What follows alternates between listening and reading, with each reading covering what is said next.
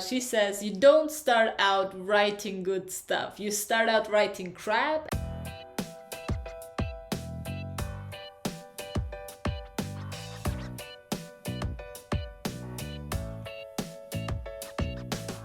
Hey there, my name is Sinem Günel. I'm a digital writer, online entrepreneur, and writing coach. And in this video, we are going to talk about 5 lessons I learned after publishing more than 500 articles online and growing an audience of millions of readers per year. The first lesson I want to share is kind of a contradiction compared to a lot of the advice that new writers and creators usually find on the internet. And it is the fact that growing your audience is not just about giving more value. When you are new, you're starting out, a lot of the advice you will hear is about give more value, create valuable content, be as valuable as possible. And of course, that's legit, and you need to create content that is valuable to your audience. Otherwise, why would they spend their time consuming and reading your stories? But this is only half of the battle. If I look at the comment section of my articles, for example, on Medium, I realize that a lot of the comments, especially the first ones, are from the same few readers who circle back to my work over and over again. Those are my super fans. Those are people who come back to my content regardless of the title or the exact topic I've written about, simply because there is a special personal bond between me and them. Not because we know each other personally, but because they have consumed so much over the time spent since they discovered my work that there is a special connection. They don't just like my work, but they feel like they know me. There is an emotional bond that has established over the years, or maybe just over a few weeks or months. And this matters sometimes more than just giving value. Sometimes it is equal, sometimes a bit less, depending on what exactly you write. If you are a more technical writer and you write about topics like software development, coding, etc., there is less space for your personality, but there's still room for it. So if you want to be unique and stand out and build an emotional bond, you can do that even if you're writing about technical topics. But with topics like business, entrepreneurship, self-improvement, personal growth, there is a lot of room for that, because you can display your personality, you can display your personal edge, you can talk about the things you believe in. A lot of people will follow you and like you because of what you stand for, apart from the value that you specifically give in your stories. The second harsh lesson I had to learn over the years is that more exposure, a bigger audience, and more success as a writer usually also leads to more headache or more haters, depending on how you handle it. Now, if you start out as a writer and you start to get some positive feedback, it just feels amazing and you want more of it. You want to reach more people, you want to impact more people's lives.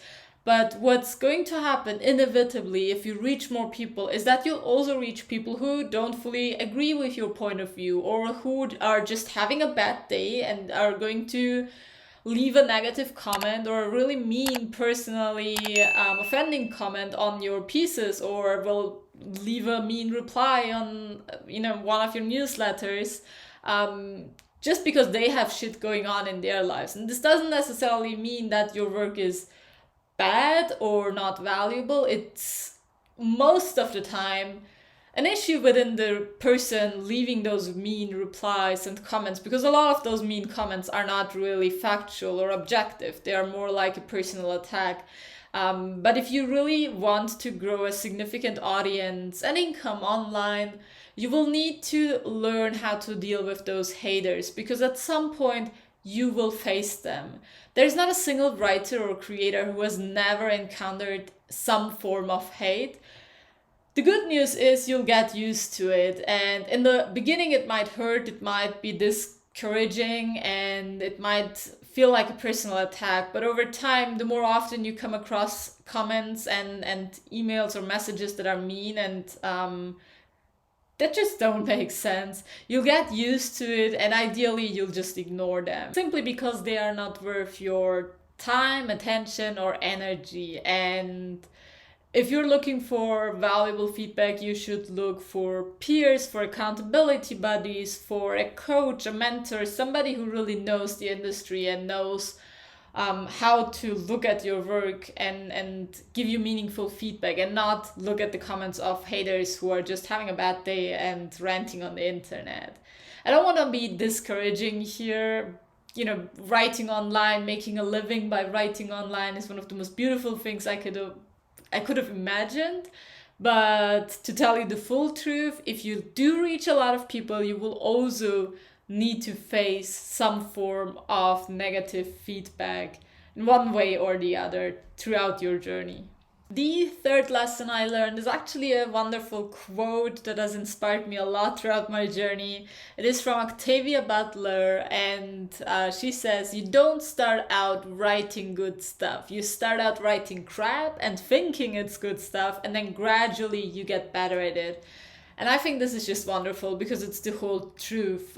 Nobody starts out being a very good writer. When I started to publish my work on Medium, it was a complete mess. I had no idea how to write. I don't have any formal education in writing. I don't have any professional background in writing.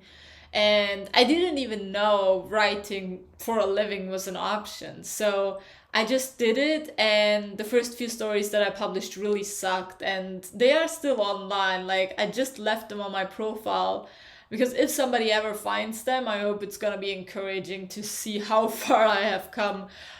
Even though I started with really messy and really, really bad writing. And the truth is, you cannot really become a better writer by not writing and by listening to writing advice or by reading books about how to write.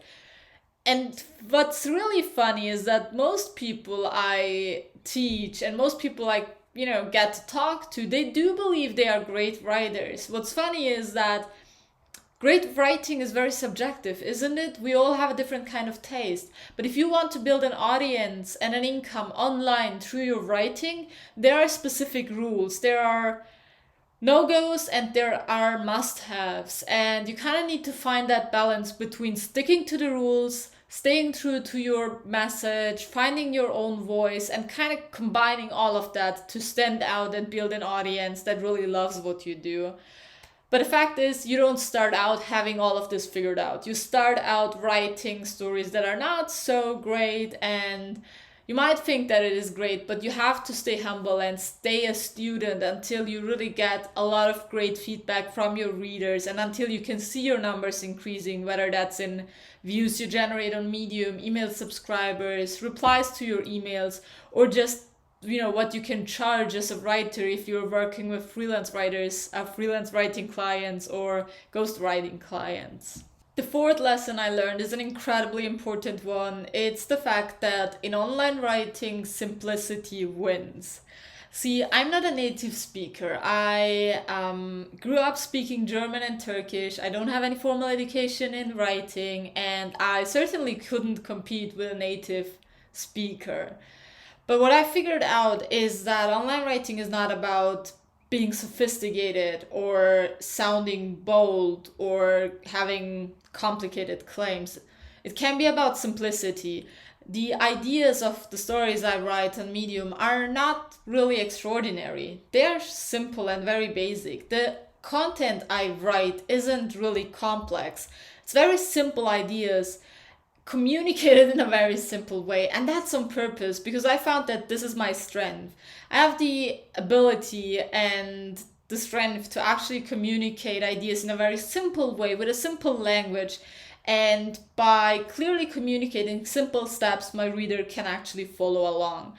I found that this is what a lot of readers were looking for because they were so confused by big books that could be summarized in 2,000 word blog posts, but that take hundreds and hundreds of pages to communicate basic ideas.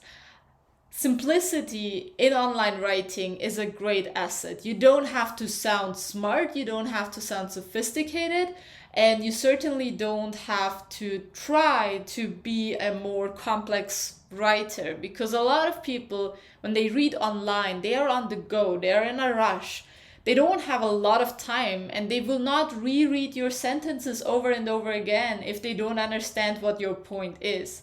So if you want to attract more readers and you are looking for different ways to experiment, try to write in a more simple way. Communicate your ideas more simply. Use more simple language. This isn't about being basic or about not using your talent, but it's about paying attention to what readers online really want and what they're looking for, because they don't look for sophisticated, big, long sentences. They look for ideas that they can use, or they look for inspiration or for quick tips, for help. And you're going to help them by making it as easy as possible for them to apply the knowledge that you're sharing. And the final lesson I've learned is, once again, a quote that I really enjoyed during the entire process that I went through over the last few years. It's by Jodi Picoult, who says, "You can always edit a bad page, you cannot edit a blank page." And a lot of students that I work with who are new to writing, they really struggle with writing their articles, finishing their articles, and they don't even get started because they are so intimidated by the fact that they have to edit and kind of finalize the post. But the best way to get started is to just write. You can start with a writing prompt. You can start as if you are just letting your thoughts flow in a simple journal. What really matters is that you get into the writing flow, especially if you're a brand new writer with zero prior experience like I was. For me, it was really important to just write lots and lots of stories, to get the repetition in, to get some experience, to find my own workflow, to figure out how I work and write most productively, what my peak hours are, which tools I want to use, and so on and so forth. If you always sit down and think about how to write or what to write, you will not really come to an end. So just write. Allow yourself to practice in public. You can publish anything. Nobody will judge you for it. If you publish a crappy story, nobody will probably even see it. So there's nothing you can really lose. Of course, ideally, you want to publish stories that you're proud of, but in the beginning, you're a beginner and you can just face that, and you can also publish stories that could use some more editing just to get the repetition in and just to, get the practice in, because that's what you need.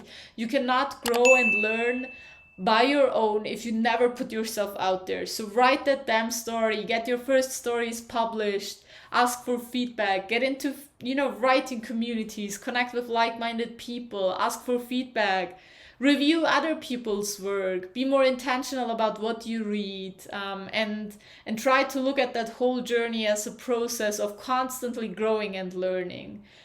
You can make as many edits to a story as you want. The main thing is to get the story out of your head, to share your knowledge, share your passion, share your experiences with the world. Once it is on the page, you can always do as many editing rounds as you want. But if you don't even write the story, there's no chance you will get to publish it. Alright, that's it. I hope you enjoyed this video. If you did, please make sure to subscribe to the channel so you don't miss out on any new updates and upcoming videos. And if you're looking for more ideas on how to grow your audience and income as an online writer, make sure to grab some of the free resources that we've prepared for you. They're all linked below in the description box.